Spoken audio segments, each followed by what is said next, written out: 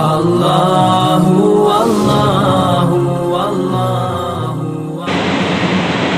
प्यारे अल्लाह ने अपने फजल करम से हमें पैदा फरमाया।